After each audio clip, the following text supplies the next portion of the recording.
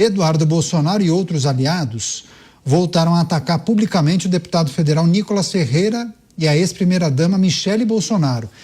Esse atrito foi retomado após o parlamentar anunciar uma manifestação contra autoridades citadas no caso do Banco Master. Depois disso, o ex-deputado e seus pares reagiram e publicaram nas redes um novo chamado para esse protesto, deixando de lado o caso do Banco Master e priorizando a pauta da anistia e da derrubada do veto do PL da dosimetria.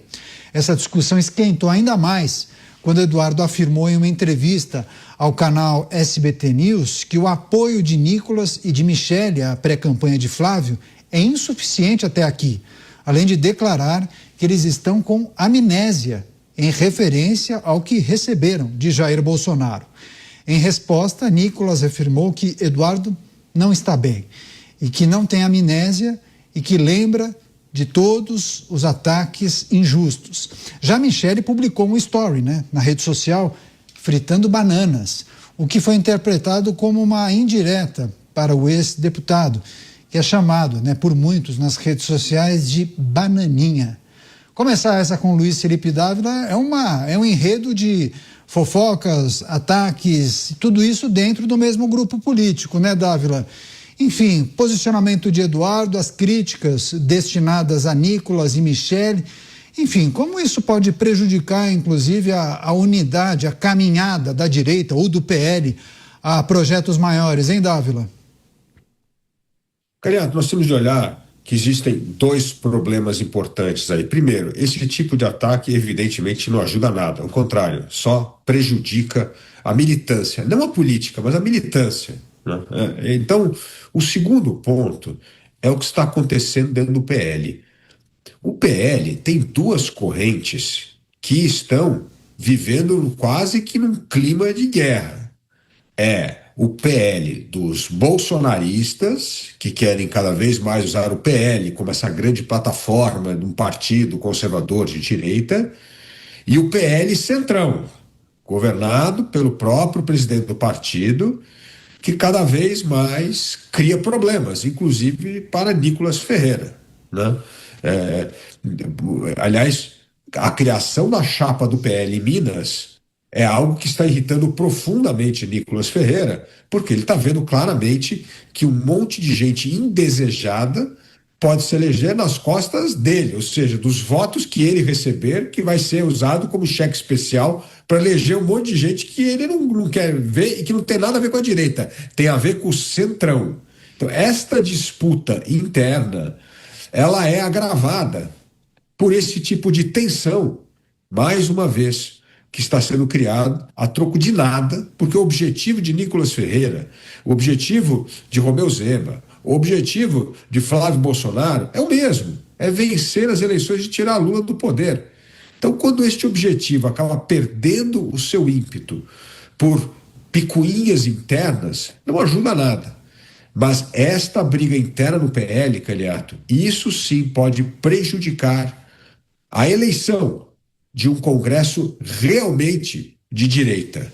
Isso pode ser, mais uma vez, o Centrão aumentando a sua participação dentro do Congresso Nacional e aí criar esta mesma desilusão que vivemos hoje. Achamos que temos um Congresso conservador, quando, na verdade, é um Congresso do Centrão. Ninguém está pedindo para todo mundo falar a mesma coisa, Musa? Bruno Musa, por diversas vezes vocês falavam sobre a possível união da direita, e há um entendimento de que trata-se de um processo difícil. E há também uma leitura de que, grupos de esquerda acabam lavando a roupa suja dentro de casa, e na direita isso ficaria muito exposto, e isso acabaria dividindo os eleitores, a base de apoiadores, cria uma série de rusgas e tira o foco daquilo que é realmente importante. Dá para a gente projetar quais são as consequências de um processo como esse, em que um critica o outro, a imprensa é utilizada para esse tipo de troca de ataque, hein, Musa? Eu acho que falta estratégia nesse ponto. De fato, brigar, assim, lavar essa roupa suja fora de casa não tem o menor sentido. O objetivo, eu sempre falo em objetivo macros e os objetivos micros, as diferenças macros e micros. Por mais que você tenha uma certa diferença, seja o Eduardo com o Nicolas, com o Ratinho, com o Caiado, com o Zema, com o Tarcísio, quem quer que seja, o objetivo de todos esses é realmente tirar o PT do poder, obviamente, através do voto. Ao fazer isso, depois de aí sim, sendo governo de turno, você passa a discutir as suas diferenças micro. Não vejo sentido algum ficar lavando essa roupa suja da boca, do lado de fora, onde você cria essas rusgas. De verdade, eu acho que houve um amadurecimento frente às eleições de 2018 e 2022. Há uma compreensão muito mais clara dessa necessidade urgente de uma direita mais compacta. Acredito que no segundo turno, e não vejo problema nenhum nesse primeiro turno você ter essa diversificação. Dificilmente, no meu entender e na minha leitura, o Lula ganha isso no primeiro turno. Então, eu acho que é natural que o próprio eleitor possa ter as suas opções de escolha. É super natural isso dentro de um país democrático. O que significa que, se a gente passa por um processo de opções maiores, de leques maiores, onde cada um pensa de uma forma, mas todos dentro do espectro da direita, o eleitor pode escolher no primeiro turno. Agora, no segundo turno, há uma clara, urgente necessidade de aglutinação em torno de quem for para o segundo turno, que hoje, trabalhando com os números de hoje, seria o Flávio Bolsonaro. E aí sim, essas diferenças não farão sentido. Depois de uma eventual tomada, ou melhor, ganhar as eleições, você passe assim a discutir as diferenças pequenas, ou micro, como eu mencionei. Mas nesse momento, nessa hora, sinceramente eu acho que não faz um grande estardalhaço, mas não o Eduardo, viu, o Caniato? Mas de qualquer maneira, eu acho completamente desnecessário. Helena Dantas escreveu o seguinte: a única forma de Eduardo ajudar a direita hoje é ficar calado. E há um entendimento de muitos de que Eduardo estaria falando demais, atirando para todo lado, estaria prejudicando. O Mota sempre coloca a bola no chão e traduz para a gente que o mundo da política não é esse conto de fadas que muitos pregam, né, Mota? Antes disso, deixa eu só chamar um break da rádio para as pessoas que nos acompanham neste momento. Você, Mota, não é um mundo encantado das borboletas a política, né? Tem discussão, tem desavenças, mas você acha que Eduardo não estaria passando do ponto? Enfim, pelo menos com o que a gente tem acompanhado aí nas redes sociais?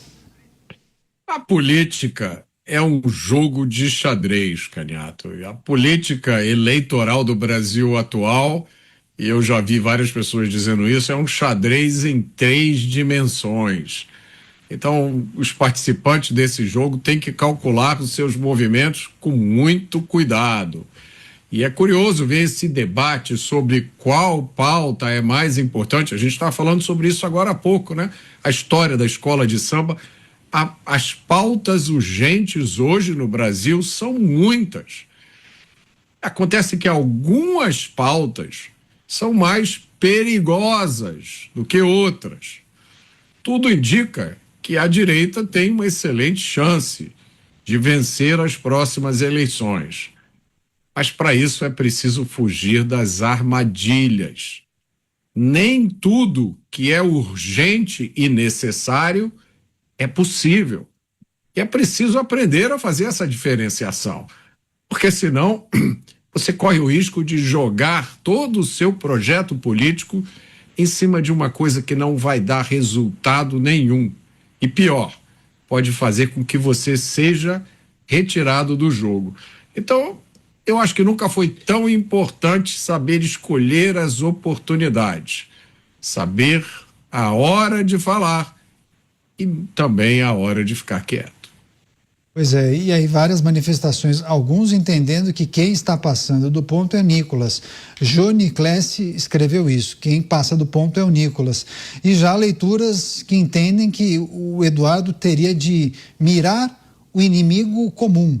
Já a Valdinei entende que o Eduardo deveria maneirar na maneira como ele se refere aos outros integrantes do PL.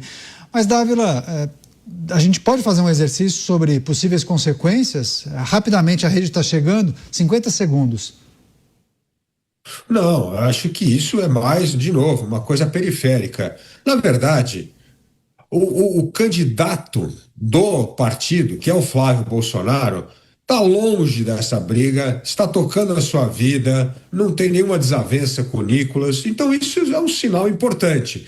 Um sinal de que, na verdade, aquele que hoje é o candidato oficial não está procurando algo para dividir a direita. Isso é um sinal já bom. Agora, o problema é que outros gostam de explorar essas picuinhas. O fato, Canhato, é que Nicolas Ferreira está se tornando um grande líder da direita. E isso cria incômodo em parte do bolsonarismo.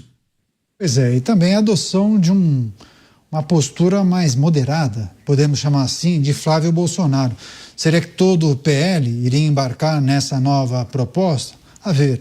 Deixa eu receber a rede Jovem Pan, todos conectados aqui em Os Pingos nos Is.